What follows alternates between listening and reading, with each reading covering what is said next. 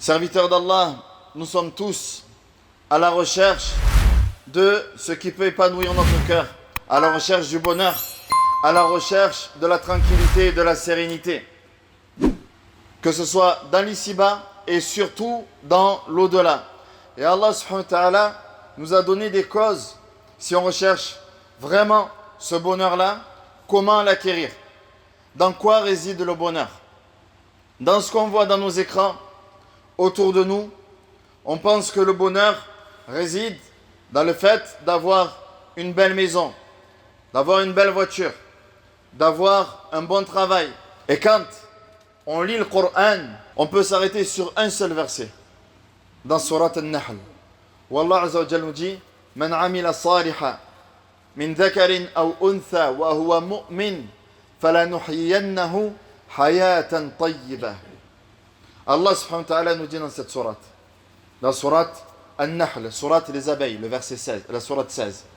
Allah Jalla nous dit dans cette sourate: Man amila salihan, quiconque fait le bien, quiconque accomplit de bonnes œuvres, quiconque se consacre à l'adoration, min dhakarin aw untha, qu'il soit homme ou femme, garçon ou fille, wa huwa mu'min, tout en étant croyant, falanuhyiyannahu hayatan tayyibah.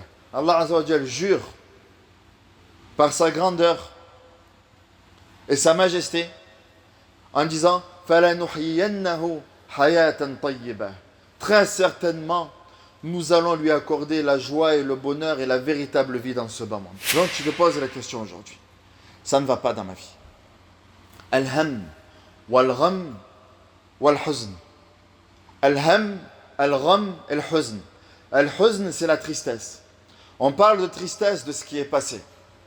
Al-ham, c'est l'anxiété. L'anxiété par rapport à l'avenir. Et al-gham, c'est, on va dire, le stress de l'instant présent. Et Allah subhanahu wa ta'ala nous dit comment ça peut partir. Al-ham, al-gham, ça peut même être une adoration. Le prophète alayhi salatu wassalam nous dit: personne n'est touché de l'anxiété, du stress, de la fatigue, jusqu'à une épine qui rentre dans ta peau, sans qu'Allah Azza wa Jal ne t'expie les péchés, sans qu'Allah Azza wa Jal ne t'efface les péchés. Lorsque toi tu es touché par cette tristesse-là, et que tu es touché par cette anxiété, ce stress, mais que tu arrives à retourner la situation à ton avantage, Allah subhanahu wa ta'ala, il te pardonne tes péchés. Allah Jalla wa'ala, il te pardonne tes péchés. Si maintenant, toi tu restes focalisé sur tes pensées négatives, en disant que voilà ce qui est passé, j'aurais dû faire ceci, j'aurais dû faire cela, là tu commences à t'égarer. Le j'aurais dû, tu commences à t'égarer. Le prophète alayhi salatu wassalam nous dit: واحرص على من ينفعك واستعن بالله ولا تعجز ولا تقل لو أني فعلت كذا وكذا لأن اللو يفتح باب الشيطان وقل قدر الله وما شاء فعل لا إله إلا الله.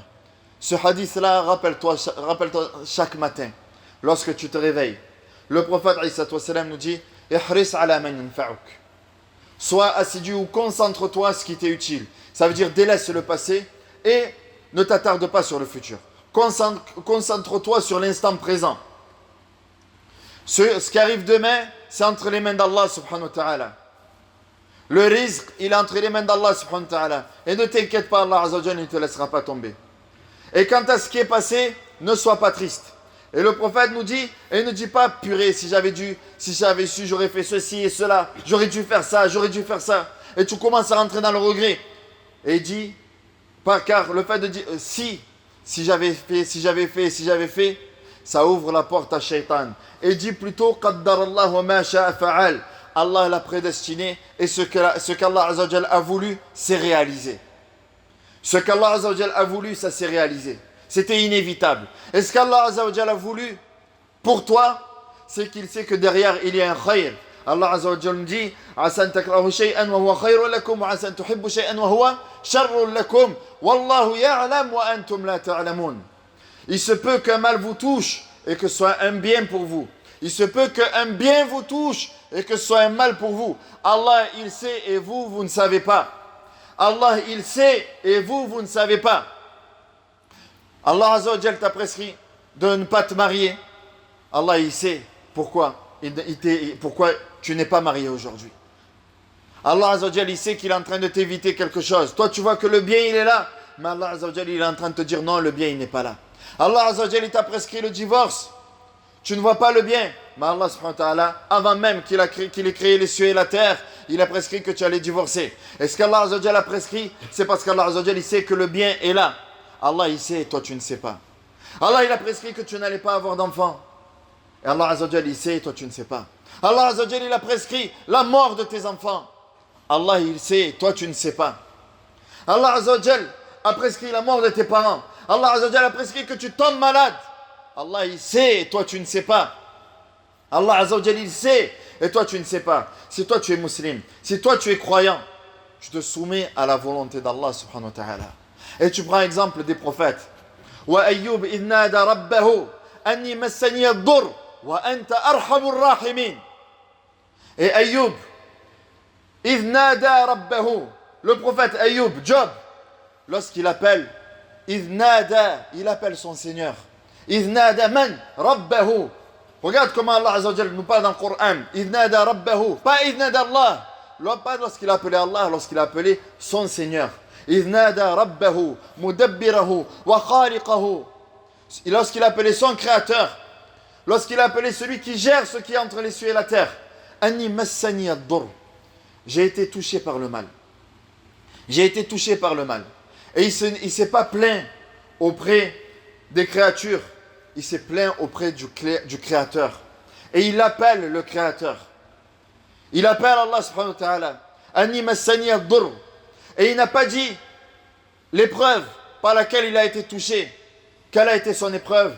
Pendant 18 ans, il était atteint d'une maladie où personne ne l'approchait tellement il était hideux. Il a perdu tous ses enfants. Tous ses enfants sont morts. Sa femme qui s'est écartée de lui. Ya Rab, inni massani ad-dur. J'ai été touché par le mal. Et comment il termine le verset? Wa anta arhamur rahimin. Mais toi, ya Allah, tu es le plus miséricordieux des miséricordieux. Si tu m'as prescrit ceci, ya Allah, c'est qu'il y a une rahma derrière. C'est qu'il y a une miséricorde de ta part derrière ça. Wa anta arhamur rahimin. Fastajabna lahu. Allah Azza wa Jal dit, nous avons exaucé. Nous avons répondu à son appel. Et nous avons guéri sa maladie. Peu importe la maladie que tu as aujourd'hui, elle n'est pas comparable à la maladie de Ayyub. Et Ayyub a appelé son Seigneur. Donc appelle ton Seigneur également. Appelle ton Seigneur. Et il a patienté 18 ans. Patiente également. Et tu demandes à Allah subhanahu wa ta'ala. وَذَنُّونَ إِذْ ذَهَبَ مُغَاضِبًا فَظَنَّ أَنْ لَا نَقْدِرَ عَلَيْهِ فَنَادَى فِي الظُّلُمَاتِ أَنْ لَا إِلَهَ إِلَّا أَنْتَ سُبْحَانَكَ إِنِّي كُنْتُ مِنَ الظَّالِمِينَ فَاسْتَجَبْنَا لَهُ وَكَشَفْنَا مَا بِهِ مِنْ غَمٍّ وَكَذَلِكَ Nunjil mu'minin. Allah Azza wa Jal nous dit concernant le prophète Yunus, lorsque il a appelé son Seigneur, alors qu'il était dans les profondeurs de l'océan, à l'intérieur d'une baleine, au milieu de la nuit, et il pensait qu'il n'allait pas être touché par l'épreuve. Allah Azza wa Jal l'a touché par l'épreuve. Et il a fait plonger dans le fin fond de l'océan. Fanada fi dhulumat. Et il appelle à ce moment-là Allah Azza wa Jal, qui est au-dessus des 7 cieux. Il appelle Allah subhanahu wa ta'ala alors qu'il est dans les profondeurs de l'océan. Fanada fi dhulumat, la ilaha illa ant, subhanak. Nulle divinité digne d'adoration en dehors de toi, ya Allah. Subhanak, gloire à toi. Inni kuntu min adh-dhalimin. J'étais certes du nombre des injustes. Fastajabna lahu. Nous avons répondu à son appel. Wa najjaynahu min al-gham. Écoute bien le verset. وَنَجَّيْنَاهُ مِنَ الْغَمِّ. Et nous l'avons sauvé du stress. Nous l'avons sauvé de l'anxiété. Nous l'avons sauvé de la tristesse. وَكَذَلِكَ نُنْجِي الْمُؤْمِنِينَ. Et c'est de cette manière que nous secourons les croyants. De la même manière qu'Allah Azza wa Jalla a secouru le prophète Yunus, C'est de cette manière qu'Allah Azza wa Jal secourt les croyants.